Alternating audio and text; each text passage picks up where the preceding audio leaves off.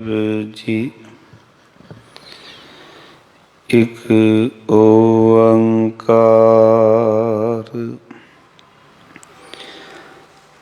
सतनाम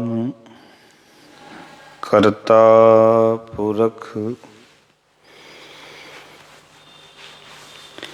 निर्भव निर्वैर अकाल मूरत अजूनी सैभं गुर प्रसाद।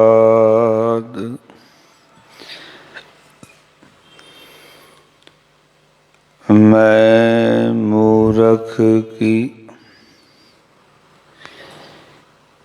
केतक बात है,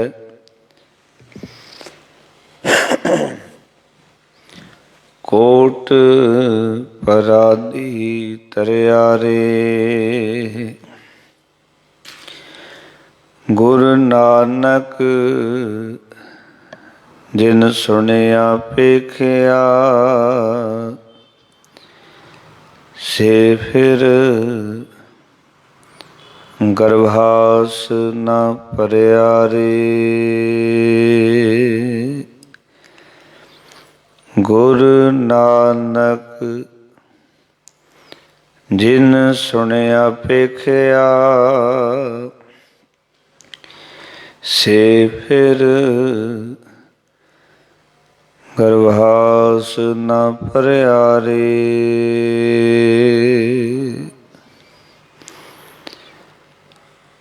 जागदी जोत शब्द गुरु बाणी के बोहित। धन धन श्री गुरु ग्रंथ साहब महाराज जी की पावन पवित्र पाक हजूरी दे विच जुड़ बैठे सत्संगी जनों, सतगुरां ने पार कृपा की है। अमृत वेले गुरु दर ते हाजरियां भर के संगतां ने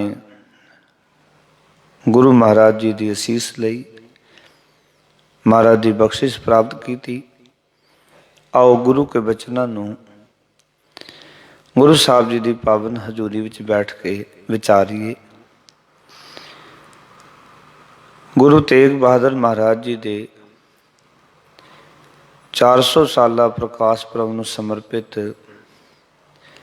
साहिबां दी बाणी की लड़ीवार विचार आरंभ की है। क्योंकि सतगुरां दी जिहड़ी बाणी है वो 15 रागां दे विच है। इस करके गुरु ग्रंथ साहब जी दे सारे रागां दे विच सतगुरां दी बाणी नहीं, क्योंकि गुरु ग्रंथ साहब दे 31 राग ने। एक राग सतगुरु जी का आप जी का उचारण किया होया 30 राग ने। 30 रागां दे विचों 14 राग गुरु तेग बहादुर महाराज ने उन्हां विच बाणी उचारण की। असीं पिछे गौड़ी राग दे विच 9 शब्द विचार के आए। एक शब्द आसा राग दे विच सतगुरु ने उचारण किया, उसनूं विचारिया। अज देवगंधारी राग दे विच सतगुरु ने शब्द उचारण किया, एक ओंकार सतगुर प्रसाद। राग देवगंधारी महला नौमा।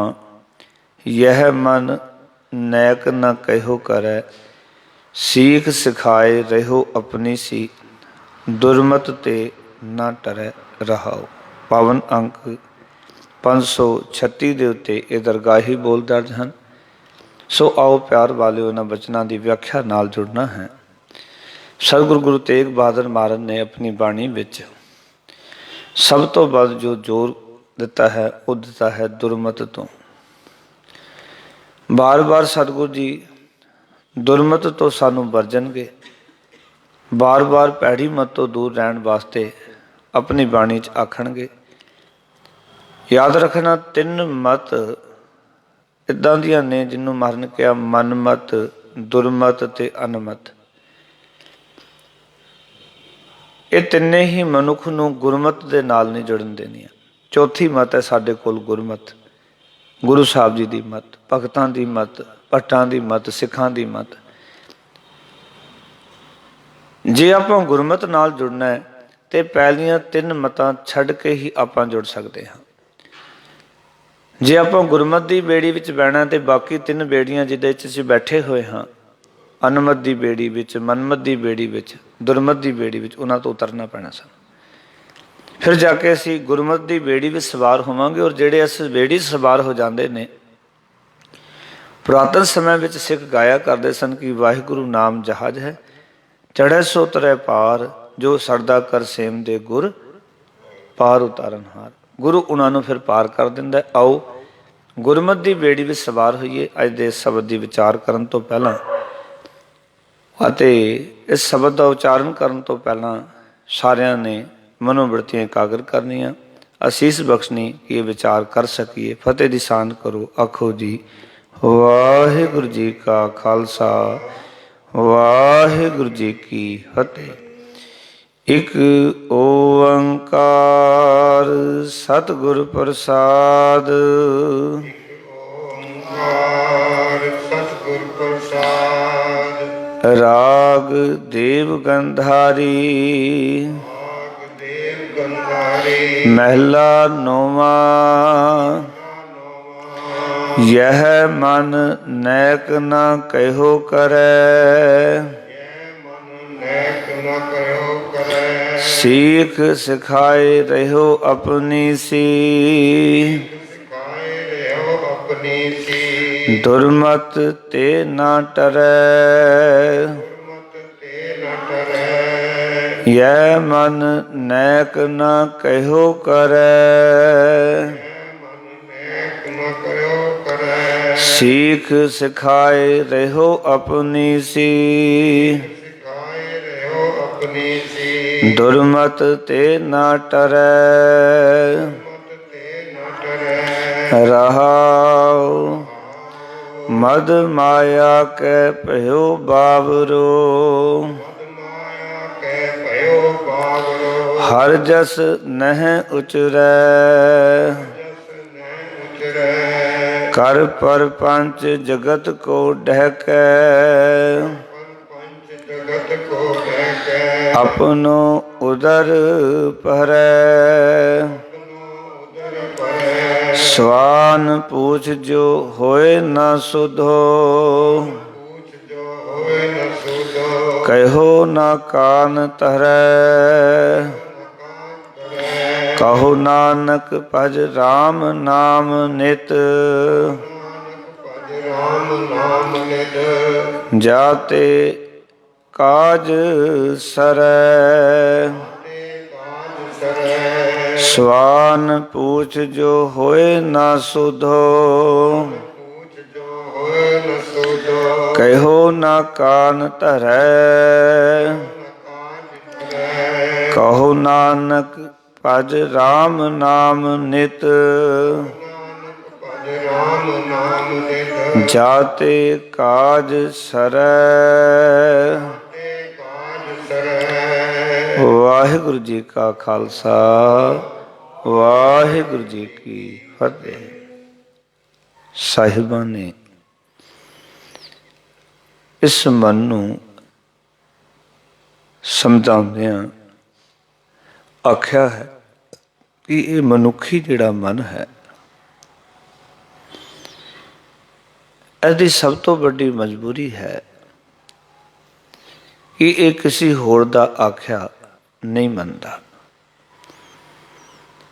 ਮਨ ਆਪਣੇ ਮੁਤਾਬਿਕ ਚੱਲਦਾ ਹੈ, ਆਪਣੇ ਮੁਤਾਬਿਕ ਦੌੜਦਾ ਹੈ, ਆਪਣੀ ਮਨਮਾਨੀ ਜਾਂ ਮਨ ਮਰਜ਼ੀ ਕਰਦਾ ਹੈ। ਸਤਿਗੁਰੂ ਅੱਜ ਇਸ ਗੱਲ ਦੇ ਉੱਤੇ ਜ਼ੋਰ ਦੇ ਰਹੇ ਹਨ ਕਿ ਇਹ ਜਿਹੜਾ ਮਨ ਹੈ, ਇਹ ਆਖੀ ਹੋਈ ਜਿਹੜੀ ਗੱਲ ਹੈ ਉਹ ਦਿੱਤਾ ਪਰ ਵੀ ਇਹ ਮਨ ਮੰਨਦਾ ਨਹੀਂ ਹੈ। ਔਰ ਤਕਰੀਬਨ ਸਾਰਿਆਂ ਦੇ ਮਨ ਦੀ ਹਾਲਤ ਐਸੀ ਹੀ ਹੈ। ਕੋਈ ਵਿਰਲੇ ਵਿਰਲੇ ਨੇ ਜਿਨ੍ਹਾਂ ਦਾ ਮਨ ਗੁਰੂ ਦਾ ਆਖਿਆ ਮੰਨ ਲੈਂਦਾ ਹੈ ਤੇ ਗੁਰੂ ਦੇ ਮੁਤਾਬਿਕ ਆਪਣੀ ਜ਼ਿੰਦਗੀ ਨੂੰ ਜਿਉਂਦਾ ਹੈ। ਨਹੀਂ ਤਾਂ ਮਨ ਆਪਣੇ ਹੀ ਫੁਰਨਾਂ ਦੇ ਪਿੱਛੇ, ਆਪਣੀਆਂ ਹੀ ਵਿਚਾਰਾਂ ਦੇ ਪਿੱਛੇ ਸਾਨੂੰ ਦੌੜਾਉਂਦਾ ਹੈ।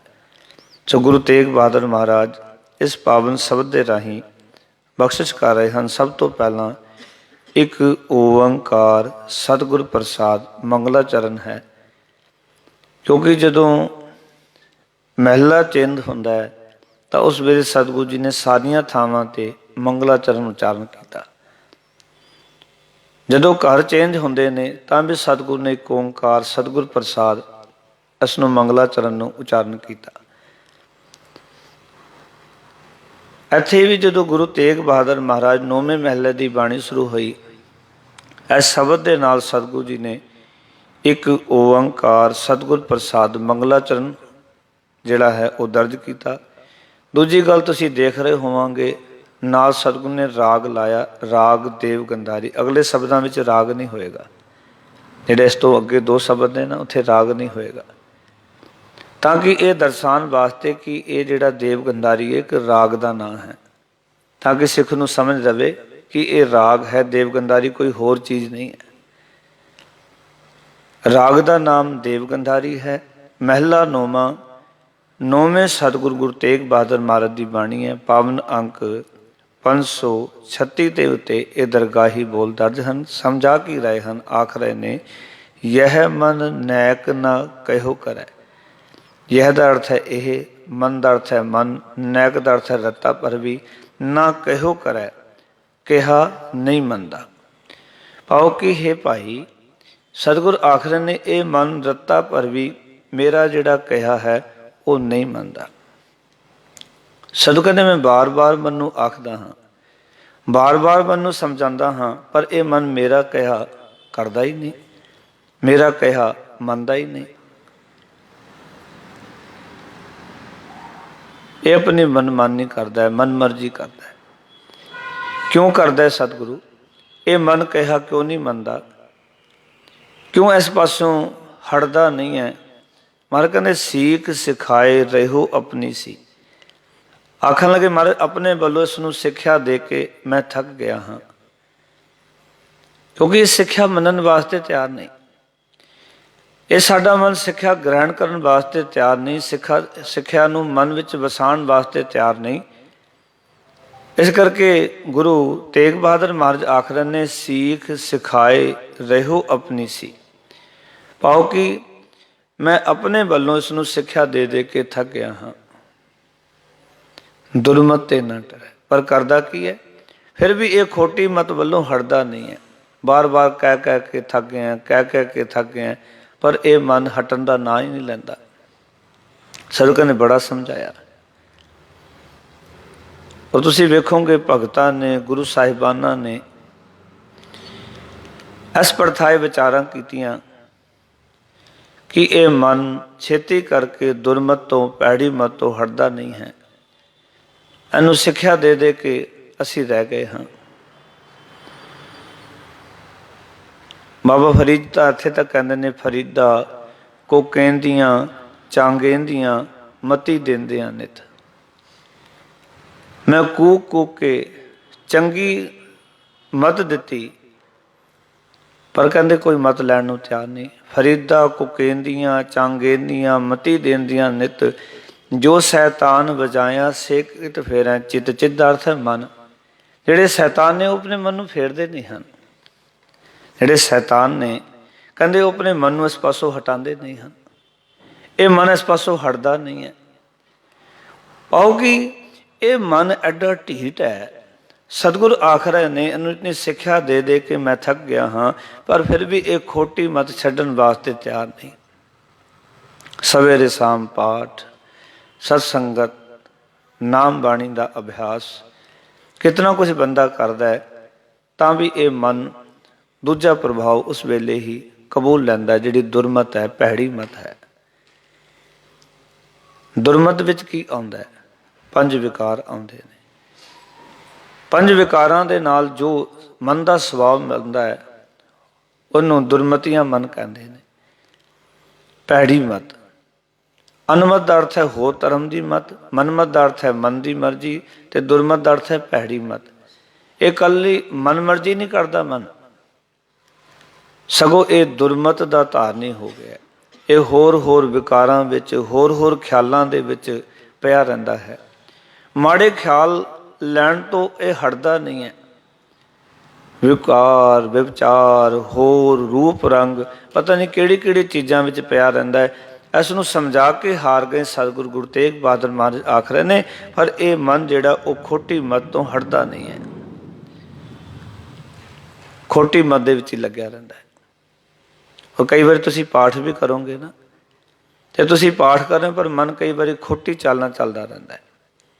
ਆਪਣੇ ਮਨ ਕੁਝ ਇਸ ਤਰ੍ਹਾਂ ਚਿਤਵਦਾ ਰਹਿੰਦਾ ਹੈ ਕਿ ਜਿਹੜਾ ਕਿ ਉਹ ਬਿਲਕੁਲ ਭੈੜਾ ਹੁੰਦਾ ਹੈ। ਜਿਹੜੀ ਦੁਰਮਤ ਹੁੰਦੀ ਹੈ, ਭੈੜੀ ਮਤ ਹੁੰਦੀ ਹੈ, ਵਿਕਾਰਾਂ ਵਾਲੀ ਮਤ, ਨਿੰਦਿਆ ਵਾਲੀ ਮਤ, ਜਿਹਨੂੰ ਮਹਾਰਾਜ ਕਹਿੰਦੇ ਮਨ ਰੇ ਕੋਨ ਕੁਮਤ ਤੈ ਲੀਨੀ ਪਰ ਦਾਰਾ ਨਿੰਦਿਆ ਰਸ ਰਚਿਓ ਰਾਮ ਭਗਤ ਨੈ ਕੀਨੀ। ਇਸ ਵਾਲੇ ਪਾਸੇ ਦੌੜਦਾ ਰਹਿੰਦਾ ਹੈ, ਕੁਮਤ ਦੇ ਵਿੱਚ ਲੱਗਿਆ ਰਹਿੰਦਾ ਹੈ, ਪਰ ਦਾਰਾ ਨਿੰਦਿਆ ਰਸ ਰਚਿਓ ਦੇ ਵਿੱਚ ਹੀ ਲੱਗਿਆ ਰਹਿੰਦਾ ਹੈ। ਕਿਸੇ ਦੇ ਨਿੰਦਿਆ 'ਚ ਲੱਗਿਆ ਰਹੇਗਾ, ਕਿਸੇ ਦੇ ਰੂਪ ਰੰਗ ਵਿੱਚ ਲੱਗਿਆ ਰਹੇਗਾ। ਇਹੀ ਭੈੜੀ ਮਤ ਹੈ, ਤੇ ਇਸ ਭੈੜੀ ਮਤ ਨੂੰ ਛੱਡਣ ਵਾਸਤੇ ਇਹ ਤਿਆਰ ਨਹੀਂ। ਇਸ ਕਰਕੇ ਸਾਹਿਬ ਸਮਝਾਉਣਾ ਚਾਹੁੰਦੇ ਨੇ ਕਿ ਮੈਂ ਤੈਨੂੰ ਸਿੱਖਿਆ ਦੇ ਕੇ ਹਾਰ ਗਿਆ, ਮੈਂ ਰਹਿ ਗਿਆ ਹਾਂ ਆਪਣੀ ਮਤ ਦੇ ਕੇ ਇਸ ਨੂੰ। ਪਰ ਇਹ ਮਨ ਜਿਹੜਾ ਹੈ ਨਾ, ਇਹ ਭੈੜੇ ਕੰਮਾਂ ਤੋਂ, ਭੈੜੀ ਮਤ ਤੋਂ, ਖੋਟੀ ਮਤ ਵੱਲੋਂ ਹਟਦਾ ਨਹੀਂ। ਖੋਟੀ ਮਤ ਗ੍ਰਹਿਣ ਹੀ ਕਰੀ ਜਾਂਦਾ, ਗ੍ਰਹਿਣ ਹੀ ਕਰੀ ਜਾਂਦਾ। ਫਿਰ ਅੱਗੇ ਮਹਾਰਾਜ ਪਹਿਲੇ ਪਦੇ ਵਿੱਚ ਕਿਰਪਾ ਕਰ ਰਹੇ ਹਨ, ਆਖਣ ਲੱਗੇ ਮਦ ਮਾਇਆ ਕੈ ਪਹਿਓ ਬਾਬਰੋ ਹਰ ਜਸ ਨਹਿ ਉਚਰੈ। ਹੇ ਭਾਈ, ਮਾਇਆ ਦੇ ਨਸ਼ੇ ਵਿੱਚ ਇਹ ਮਨ ਝੱਲਾ ਹੋਇਆ ਪਿਆ ਹੈ। ਬਾਬਰੋ ਦਾ ਅਰਥ ਹੈ ਪਾਗਲ, ਝੱਲਾ, ਕਮਲਾ ਹੋਇਆ ਫਿਰਿਆ। ਕਿਉਂਕਿ ਮਾਇਆ ਦੇ ਨਸ਼ੇ ਵਿੱਚ ਇਹ ਮਨ ਝੱਲਾ ਹੋਇਆ ਰਹਿੰਦਾ ਹੈ। ਤੇ ਕਰਦਾ ਕੀ ਹੈ? ਹਰ ਜਸ ਨਹਿ ਉਚਰੈ। ਕਦੇ ਪਰਮਾਤਮਾ ਦੀ ਸਿਫਤ ਸਲਾਹ ਦੀ ਬਾਣੀ ਨਹੀਂ ਉਚਾਰਨ ਕਰਦਾ, ਪਰਮਾਤਮਾ ਦਾ ਜਸ ਨਹੀਂ ਉਚਾਰਨ ਕਰਦਾ। ਯਾਦ ਰੱਖਣਾ, ਜਿਵੇਂ ਸਰੀਰ ਕਰਕੇ ਜਿਤਨਾ ਕਰਦੇ, ਜੇ ਮਨ ਕਰਕੇ ਹੋ ਜਾਏ ਗੱਲ ਬਣ ਜਾਏਗੀ। ਇੱਕ ਵਾਰੀ ਉਚਾਰਨ ਕਰੋ ਸਤਿਨਾਮ। ਜਿੰਨਾ ਸਰੀਰ ਸਾਡਾ ਧਰਮ ਕਰਮ ਕਰਦਾ, ਜੇ ਮਨ ਕਰ ਲਵੇ ਤੇ ਬੜੀ ਉੱਚੀ ਅਵਸਥਾ ਬਣ ਸਕਦੀ ਹੈ। ਸਰੀਰ ਕਰ ਲੈਂਦਾ, ਮਨ ਨਹੀਂ ਕਰਦਾ, ਮਨ ਨਹੀਂ ਕਰਦਾ। ਇਸ ਕਰਕੇ ਗੁਰਦੇਵ ਪਿਤਾ ਮਹਾਰਾਜ ਸਾਨੂੰ ਸਮਝਾ ਰਹੇ ਨੇ ਕਿ ਕਦੇ ਇਹ ਪਰਮਾਤਮਾ ਦੀ ਸਿਫਤ ਸਲਾਹ ਦੀ ਬਾਣੀ ਨਹੀਂ ਉਚਾਰਨ ਕਰਦਾ, ਤੇ ਮਾਇਆ ਦੇ ਨਸ਼ੇ ਵਿੱਚ ਝੱਲਾ, ਕਮਲਾ ਹੋਇਆ ਰਹਿੰਦਾ, ਹਰ ਵੇਲੇ ਪਾਗਲ ਹੋਇਆ ਰਹਿੰਦਾ। ਸਾਡਾ ਮਨ ਮਾਇਆ ਦੇ ਨਸ਼ੇ ਵਿੱਚ ਬੜੀ ਛੇਤੀ ਪਾਗਲ ਹੋ ਜਾਂਦਾ ਹੈ।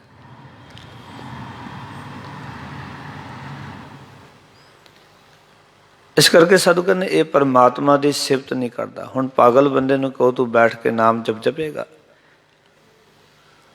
ਭਾਵੇਂ ਜਿਹੜਾ ਕਿ ਸਰੀਰ ਕਰਕੇ ਸਾਨੂੰ ਦਿਖਾਈ ਦੇ ਰਿਹਾ ਪਾਗਲ ਹੈ, ਉਹ ਫਿਰ ਨਾਮ ਜਪਦਾ ਹੋਵੇ, ਪਰ ਜਿਹੜਾ ਮਾਇਆ ਦੇ ਨਸ਼ੇ ਵਿੱਚ ਜਿਹਦਾ ਮਨ ਝੱਲਾ ਹੋ ਗਿਆ, ਪਾਗਲ ਹੋ ਗਿਆ, ਉਹ ਨਾਮ ਨਹੀਂ ਜਪ ਸਕਦਾ। ਉਹ ਪਤਾ ਕਿੱਦਾਂ ਦਾ ਹੋ ਜਾਂਦਾ ਹੈ? ਮਾਇਆ ਧਾਰੀ ਅਤ ਅੰਨਾ ਬੋਲਾ ਸ਼ਬਦ ਨੇ ਸੁਣੀ ਬਹੁ ਰੋਲ ਕਚੋਲਾ। ਮਾਇਆ ਧਾਰੀ ਫਿਰ ਕਦੀ ਸ਼ਬਦ ਨਹੀਂ ਸੁਣਦਾ, ਉਹ ਅੰਨਾ ਵੀ ਹੋ ਜਾਂਦਾ ਹੈ, ਉਹ ਬੋਲਾ ਵੀ ਹੋ ਜਾਂਦਾ ਹੈ। ਨਾ ਉਸਨੂੰ ਕੁਝ ਦਿਖਾਈ ਦਿੰਦਾ ਹੈ ਮਾਇਆ ਦੇ ਨਸ਼ੇ ਵਿੱਚ, ਮਦ ਵਿੱਚ, ਨਾ ਉਸਨੂੰ ਕੁਝ ਸੁਣਾਈ ਦਿੰਦਾ ਹੈ। ਉਸਦੇ ਵਾਸਤੇ ਤਾਂ ਅੰਮ੍ਰਿਤ ਕੋਰਾ ਵੇਖਿਆ ਮਿੱਠੀ ਸਾਗਤ ਕੀ ਵਿਧ ਨੈਨੋ ਡਿੱਠੀ। ਸਦੋਂ ਕਹਿੰਦੇ ਉਸਨੂੰ ਅੰਮ੍ਰਿਤ ਕੋੜਾ ਲੱਗਦਾ ਹੈ, ਉਹਨੂੰ ਵੇਖਿਆ ਮਿੱਠੀ ਲੱਗਦੀ ਹੈ। ਮਹਾਰਾਜ ਕਹਿੰਦੇ ਸਾਗਤ ਦੀ ਇਹ ਵਿਧੀ, ਇਹ ਢੰਗ ਮੈਂ ਅੱਖਾਂ ਨਾਲ ਵੇਖਿਆ। ਸਾਗਤ ਦੀ ਐਸੀ ਹਾਲਤ ਹੈ, ਜਿਹੜਾ ਪਰਮਾਤਮਾ ਨਾਲੋਂ ਟੁੱਟਾ ਹੋਇਆ ਇਨਸਾਨ ਹੈ। ਫਿਰ ਇਸ ਦਾ ਜਿਹੜਾ ਮਨ ਹੈ, ਹਰੀ ਪਰਮਾਤਮਾ ਦੇ ਨਾਮ ਨੂੰ ਉਚਾਰਨ ਨਹੀਂ ਕਰਦਾ, ਪਰਮਾਤਮਾ ਦੀ ਸਿਫਤ ਸਲਾਹ ਦੀ ਬਾਣੀ ਨਹੀਂ ਉਚਾਰਨ ਕਰਦਾ। ਹਰ ਜਸ ਨਹਿ ਉਚਰੈ। ਤੇ ਮਹਾਰਾਜ ਕਹਿੰਦੇ ਨੇ ਕਰ ਪਰਪੰਚ ਜਗਤ ਕੋ ਡਹਿਕੈ ਆਪਣੋ ਉਦਰ ਭਰੈ। ਸਤਿਗੁਰ ਆਖਣ ਲੱਗੇ ਇਹ ਕਰਦਾ ਕੀ ਹੈ? ਇਹ ਵਿਖਾਵਾ ਕਰਕੇ ਦੁਨੀਆ ਨੂੰ ਠੱਗਦਾ ਰਹਿੰਦਾ ਹੈ, ਸੰਸਾਰ ਨੂੰ ਠੱਗਦਾ ਰਹਿੰਦਾ ਹੈ। ਡਹਿਕਿਆ ਦਾ ਅਰਥ ਹੈ ਡਕਾਰ ਜਾਣਾ, ਪਾਉ ਠੱਗ ਲੈਣਾ। ਖਿਆਲ ਕਰਨਾ, ਜਿਹੜੀ ਠੱਗ ਬਿੜਤੀ ਹੈ ਉਹ ਦੁਨੀਆ 'ਚ ਸਭ ਤੋਂ ਜ਼ਿਆਦਾ ਖਤਰਨਾਕ ਹੈ। ਚੋਰ ਆਏਗਾ, ਆਪਾਂ ਦਰਵਾਜ਼ੇ ਬੰਦ ਕਰ ਸਕਦੇ ਹਾਂ, कोई डाकू आएगा उस तो भी आप यतन कर सकते हैं, पर ठग तो बचना बड़ा मुश्किल है। ठग तो बचना बहुत औखा है। क्यों औखा है? क्योंकि ठग साडे विच रहिंदा है और मिठा बन के सानू ठग लैंदा है। इस करके ठग तो बचना बड़ा औखा है। मैं एक गाथा पढ़ रहा सी बड़ी सुंदर।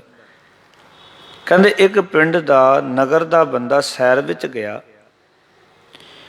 और उत्थे एक बकरी दा बच्चा जिन्हों लेला कहंदे ने वो खरीदिया। सैरों आ रहा सी, अचनचेत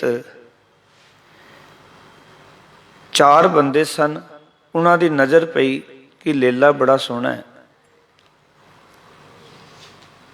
ते उन्हां चारां ने सलाह की भी ये लेला जिहड़ा है ना आपां इस कोलों लैणा है। वो कहण लगे आपां चारों इस दे नालों हल्के हाँ, जे आपां इस दे कोलों खोण दा यतन करांगे तो खो नहीं सकांगे, ये सानू मारेगा बहुत। ते एक ने कहा आपां इहनूं ठग लैने आ, भी जे आपां खो नहीं सकते ना तो आपां ठग लैने इसनूं। वो कहंदे किवें? फिर कहंदे उन्हां दा जिहड़ा सियाणा सी उसने सोच दिती भी आपां एक काम करांगे, चार थावां ते खड़े होवांगे कुछ दूरी तो, और हर एक ने यही कहना है भी ये कुत्ते का बच्चा मोढे ते कित्थों चक्या होया, कित्थों लैके आए। उन्होंने सलाह बनाई ठगण दी। एक जो पहला मिलिया उसने आख्या भी ये कुत्ते का बच्चा कित्थों खरीदिया? वो कहने मैं बाजार तो लैके आया, तेनों भुलेखा लग रहा है, ये कुत्ते का बच्चा नहीं, ये लेला है। अगला मिलिया उसने भी कहा कि कुत्ते का बच्चा बड़ा सोहना, कित्थों लैके आया, मैं भी खरीदना है। वो उतार के फिर देखदा है। पहली बारी तो उन्होंने कोई शक नहीं सी, क्योंकि वो लेले का बच्चा लैके लेला लैके आया सी, बकरी का बच्चा लैके आया सी। पर जो दूजे बंदे ने भी गल आखी भी कुत्ते का बच्चा कित्थों खरीद के लाया, किहड़ी मार्केट तो लैके आया, मैं भी लैके आना, उन्होंने शक पिया। उन्हें उतार के वेख्या भी ये तो लेला है और बंदा कह रहा कुत्ते का बच्चा है। अगे तीजा मिलिया, उसने आख्या कुत्ता बहुत सोहना है, मेरे घर भी है एक, मैनू दे जा, मेरी जोड़ी बन जाएगी, 10 कितने का बेचेगा? वो कहने लगा नहीं नहीं, कुत्ते का बच्चा नहीं, ये लेला है, बकरी का बच्चा है। उसने फिर चंगी तरह देखा। हुण अगे होर थोड़ी दूर चलिया, चौथा मिल गया। वो कहना कित्थे कुत्ते का बच्चा मोढे ते चक्या होया, पिंड विच जाएगा लोग मजाक करनगे। बस भावें उसने चंगी तरह देखा, पर थोड़ी दूर चलिया सिट के भज गया भी लोग की कहणगे, कुत्ते का बच्चा मोढे ते रखा होया। उन्होंने चारे ठग्गां ने वो बच्चा लेला चक्या ते चले गए। कहते इस तरीका सब तो वधिया। इस गल तो एक सिक्ख्या लैनी बनती है कि एक गल नूं चार बारी बंदे कहण ते असीं उस वेले मन लैंदे आ। चार बंदे कहण तू चंगा नहीं लगता, तेरी दाढ़ी चंगी नहीं लगती, तेरे केस चंगे, असीं उस वेले कहने चलो नाई दी दुकान ते, असीं उन्हां दी गल मन लैंदे। पर वो तो ठग ने, वो सानूं गुमराह करन वाले ने। असी गुरु की गल के उत्ते विश्वास नहीं किया, भरोसा नहीं किया। इस करके ठग बिरती है संसार दे विच, जिहड़ी ठग बिरती साडे विच रहिंदी है, सानू चंगा भी लगता उन्हां दीयां गल्लां, पर वो सानू कई बारी ठग लैंदे ने। इस करके महाराज सच्चे पातशाह आखदे ने ये मनुख जिहड़ा है, मनुख का जिहड़ा मन है, ये विखावा करके दुनिया नूं ठगदा रहिंदा है, परपंच करके। महाराज आख रहे ने, कहंदे कर परपंच जगत को डहक है। प्यार वाले सच जानना, ये परपंच करता है, विखावा करता है और जगत नूं ठगदा रहिंदा है, ठगदा रहिंदा है, अपनों उदर पर है। सतगुरु कहंदे ने ठक्के नाल इकट्ठे कीते धंधे राही अपना ढिड अपना पेट भरदा रहिंदा है। गुरमत ने यह कहा सारिਆਂ ਨੂੰ कि उदर भरना है, पर दसां नूहां दी किरत नाल, सच्ची सुच्ची किरत नाल, ठगी दे नाल नहीं।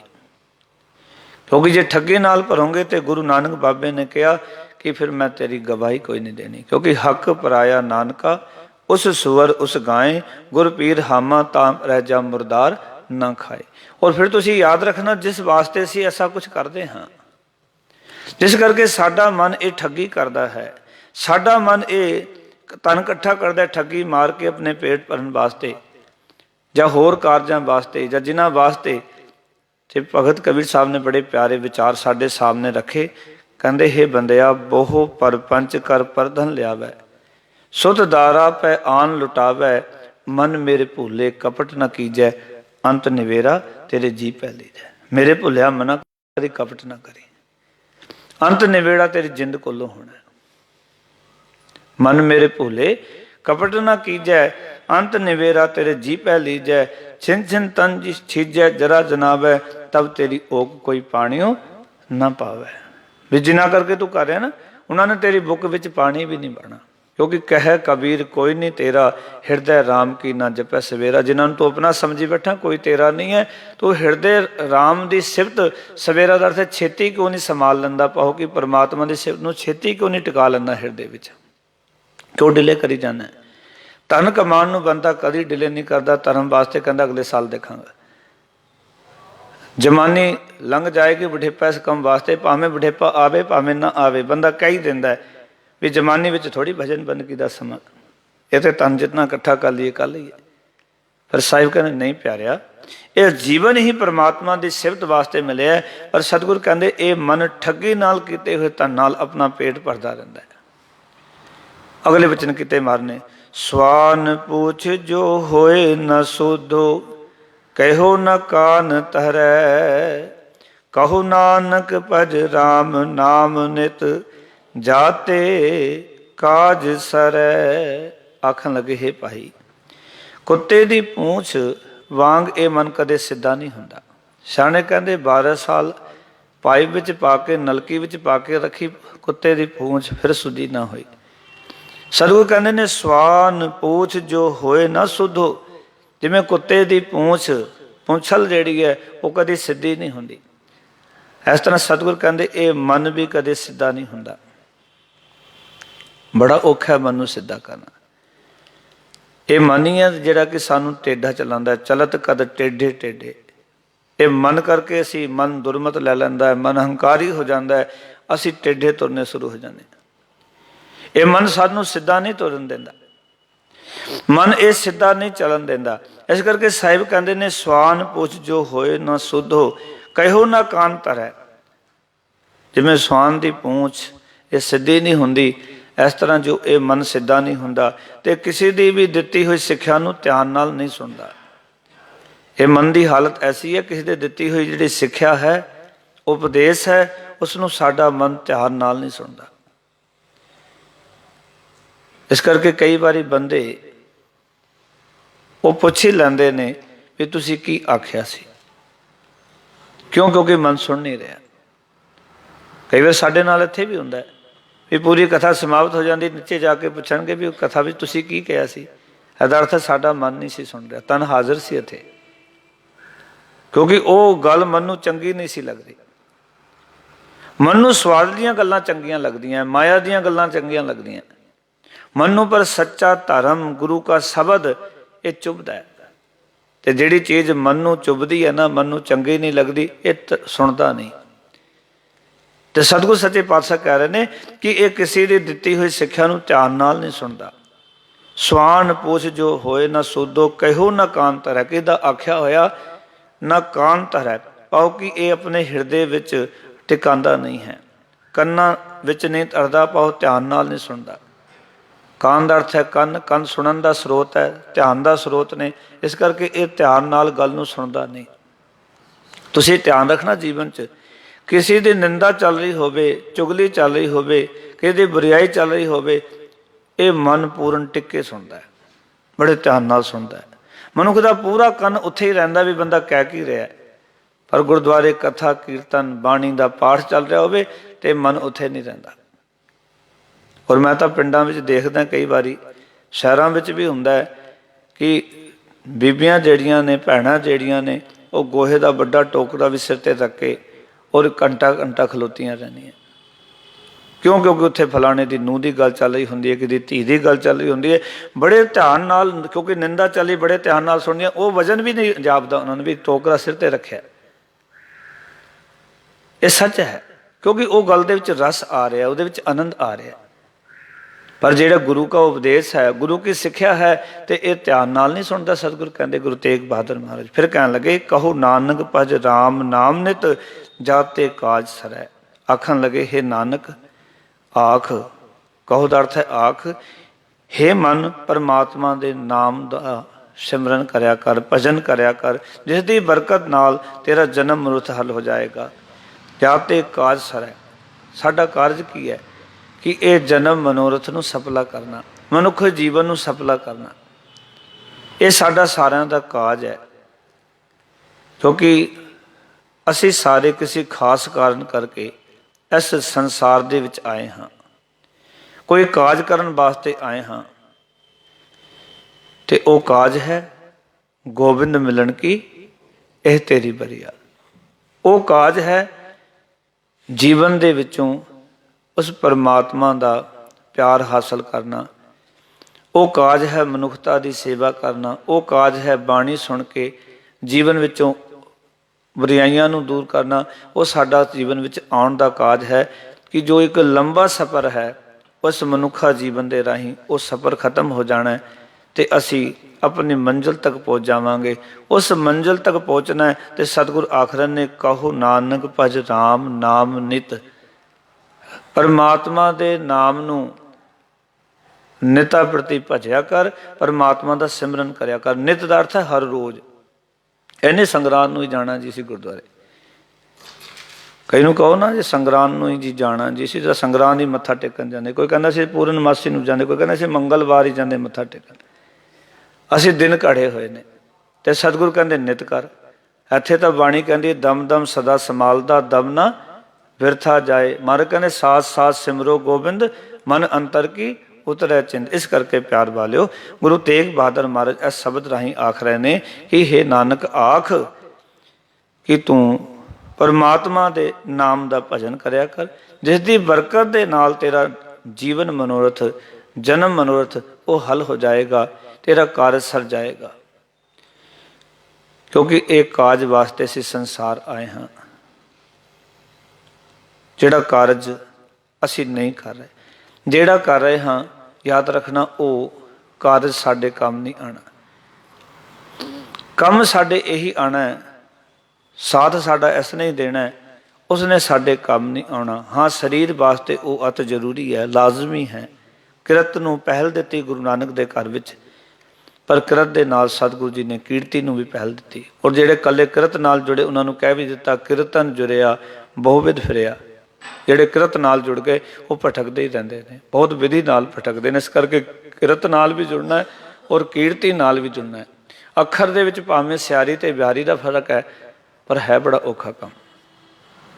ਸਿਆਰੀ ਨੂੰ ਬਿਹਾਰੀ ਦੇ ਵਿੱਚ ਤਬਦੀਲ ਕੀਤਾ ਜਾ ਸਕਦਾ ਹੈ, ਪਰ ਕਿਰਤ ਨੂੰ ਕੀਰਤੀ ਦੇ ਵਿੱਚ ਤਬਦੀਲ ਕਰਨਾ ਬੜਾ ਔਖਾ ਕੰਮ ਹੈ। ਗੁਰੂ ਕਿਰਪਾ ਕਰੇ ਅਸੀਂ ਇਸ ਸ਼ਬਦ ਨੂੰ, ਇਸ ਵਿਚਾਰਧਾਰਾ ਨੂੰ ਆਪਣੇ ਮਨ ਨੂੰ ਸਮਝਾ ਸਕੀਏ ਔਰ ਮਨ ਨੂੰ ਕਹਿ ਸਕੀਏ ਕਿ ਹੇ ਮਨਾ, ਤੂੰ ਮੇਰੀ ਗੱਲ ਕਿਉਂ ਨਹੀਂ ਮੰਨਦਾ? ਤੂੰ ਧਿਆਨ ਨਾਲ ਗੁਰੂ ਕੇ ਬਚਨ ਕਿਉਂ ਨਹੀਂ ਸੁਣਦਾ? ਪੈੜੀ ਮਤ ਤੋਂ ਕਿਉਂ ਨਹੀਂ ਹਟਦਾ? ਜਦੋਂ ਅਸੀਂ ਰੋਜ਼ ਇਹ ਅਭਿਆਸ ਕਰਾਂਗੇ, ਆਪਣੇ ਅੰਦਰ ਦੇਖਾਂਗੇ ਕਿ ਮਨ ਕਰ ਕੀ ਰਿਹਾ ਔਰ ਅਸੀਂ ਕੀ ਕਰ ਰਹੇ ਹਾਂ, ਗੁਰੂ ਕੀ ਕਹਿ ਰਿਹਾ। ਜਦੋਂ ਆਪਸੀ ਤਾਲਮੇਲ ਬਣਨਗੇ, ਫਿਰ ਸਮਝ ਆਵੇਗੀ ਮਨ ਨੇ ਤਾਂ ਦੁਰਮਤ ਲਈ ਹੈ, ਪੈੜੀ ਮਤ ਲਈ ਹੋਈ ਹੈ। ਫਿਰ ਜਦੋਂ ਪੈੜੀ ਮਤ ਦੀ ਸੋਝੀ ਆ ਗਈ, ਫਿਰ ਉਸ ਨੂੰ ਦਾ ਇਲਾਜ ਕਰਨ ਦਾ ਵੀ ਅਸੀਂ ਯਤਨ ਕਰਾਂਗੇ। ਕਿਉਂਕਿ ਜੇ ਰੋਗ ਹੀ ਨਹੀਂ ਪਤਾ ਤੇ ਇਲਾਜ ਕਿਸ ਚੀਜ਼ ਦਾ? ਇਸ ਕਰਕੇ ਇਹ ਰੋਗ ਹੈ ਇੱਕ ਦੁਰਮਤ, ਇਸ ਦਾ ਇਲਾਜ ਹੈ ਗੁਰੂ ਦੀ ਮਤ। ਇਹ ਮੈਡੀਸਨ ਹੈ ਗੁਰੂ ਦਾ ਭਜਨ, ਪਰਮਾਤਮਾ ਦੀ ਸਿਫਤ ਸਲਾਹ। ਸੋ ਇਤਨੇ ਵਚਨ ਪ੍ਰਵਾਨ। ਧੰਨਵਾਦ ਸਾਰਿਆਂ ਦਾ ਜੀ। ਫਤਿਹ ਦੀ ਸਾਂਝ ਕਰੋ। ਆਖੋ ਜੀ ਵਾਹਿਗੁਰੂ ਜੀ ਕਾ ਖਾਲਸਾ, ਵਾਹਿਗੁਰੂ ਜੀ ਕੀ ਫਤਿਹ। ਗੁਰੂ ਤੇਗ ਬਹਾਦਰ ਸਾਹਿਬ, ਧੰਨ ਗੁਰੂ ਤੇਗ ਬਹਾਦਰ ਸਾਹਿਬ, ਧੰਨ ਗੁਰੂ ਤੇਗ ਬਹਾਦਰ ਸਾਹਿਬ, ਧੰਨ ਗੁਰੂ ਤੇਗ